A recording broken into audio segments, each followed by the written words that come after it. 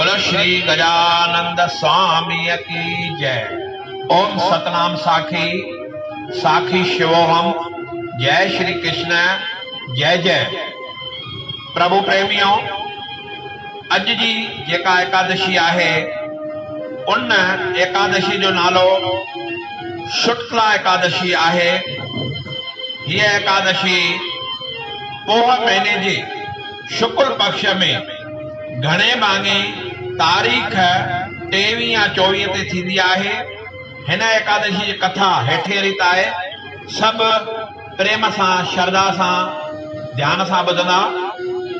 हिक ब्राह्मणी थी गुजरी आहे जा हर एक एकादशी जो विर्त रखंदी हुई ऐं विर्त रखी रखी पाण खे सुकाए छॾियो हुआईं। पर इन ब्राह्मणीअ कॾहिं बि अन्न दान न कयो हो। श्री भगवान वीचार कयो त कीअं बि करे हिन ब्राह्मणीअ खां अन्न दान कराइजे। सो पाण जोगीअ जो रूप धारे उन ब्राह्मणीअ जे दरवाजे ते अची भी करे हिन खां भिख्या घुरण लॻो। माई कावड़ में हिकु मिटीअ जो पनोड़ो खणी उन जे यानी कि जोगीअ जे खपर में विधो। श्री भगवान बि उन जोगीअ जो रूप में मिटीअ जो पनोड़ो माट करे खणी हलियो वियो। जॾहिं उन ब्राह्मणीअ शरीर छॾियो तॾहिं पंहिंजनि पुञनि सबबु उहा वैकुंठ में वई ऐं माईअ जे मिटीअ जो पनोड़ो दान कयो हो।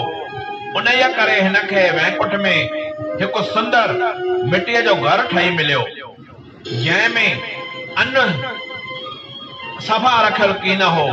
उन ब्राह्मणीअ बुख में पाए थी, यानी बुख में तकलीफ़ उनखे थी रही हुई ऐं ईश्वर अॻां प्रार्थना करे रोई रही हुई ऐं हथ जोड़े वेनती करे रही हुई त मूं हेतिरा विर्त ऐं नेम पालिया आहिनि जंहिंजे इविज मूंखे अन्न बिना मिटीअ जो घर ठही मिलियो आहे, जंहिं करे मां बुख थी मरां। श्री भगवान हिन खे चयो त तो मृत्यु लोक में अन्न दान की न कयो है, जंहिं करे तोखे बि हिते अन्न न मिलियो आहे। हाणे तो वटि देवताउनि जूं स्त्रियूं ईंदियूं, से तोखे शुक्ला एकादशी जे विर्त जी विधि ऐं महात्म ॿुधाईंदियूं। तूं इहो विर्त एकादशी जो विर्त प्रेम श्रद्धा सां रखिजे त तुंहिंजा सभु दुख दूर थी वेंदा। पोइ ब्राह्मणी मोटी घर आई ऐं हिन वटि देवताउनि जूं स्त्रियूं आयूं। तिन सां हिन गॾिजी करे शुक्ला एकादशी जो विर्त रखियो ऐं विर्त जे प्रभाव सां हिन खे अन्न धन ऐं सभु पदार्थ अची प्राप्त थिया। इहो शुक्ला एकादशी जो विर्त जो फल आहे। जेको मंछ हिन एकादशीअ जो विर्त रखी अन्न कपड़ा ऐं तिर दान करे थो, तंहिंजो शरीर निरोग रहे थो ऐं हू कॾहिं बि कंगाल नथो थिए। अन्न दान जहिड़ो ॿियो कोई उत्तम दान न आहे।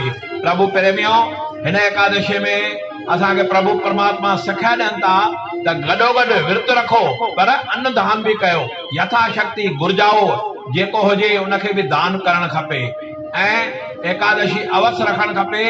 ऐं जेके बि एकादशी रखनि था उन्हनि खे अन्नदान या जेको जंहिंखे घुर्ज हुजे उहो दान करणु खपे।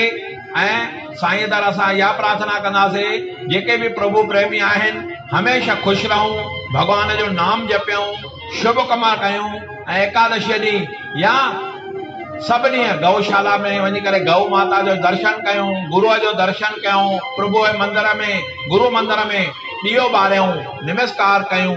ऐं साईं दर इहा प्रार्थना आहे त सॼो साल 2021 प्रभु प्रेमियुनि जो सुठो ऐं सुख जो गुज़रे। अॼु एकादशीअ जूं सभिनी प्रभु प्रेमियुनि खे लख लख करोड़ करोड़ वाधायूं वाधायूं वाधायूं। ओम सतनाम साखी साखी शिवोहम। जय श्री कृष्ण जय।